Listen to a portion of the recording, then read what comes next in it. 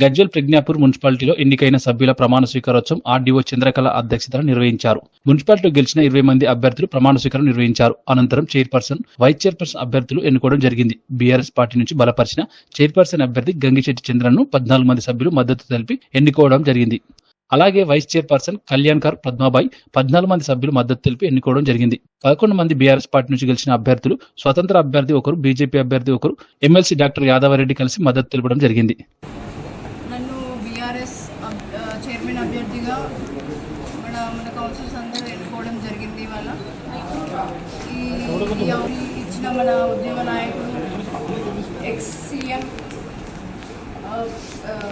Present Gajwel MLA మన కేసీఆర్ గారు మరి X health minister come finance minister Harish అన్న గారు, ఎమ్మెల్సీ యాదవరెడ్డి గారు, X FDC chairman Pratap Reddy గారు, ఇంకా ఎంతో కార్యకర్తలు, బీఆర్ఎస్ కార్యకర్తలు అందరూ నా కోసం చర్చించి నాకు ఈ అవకాశం, ఇంత అద్భుతమైన అవకాశం నాకు ఇవ్వడం జరిగింది.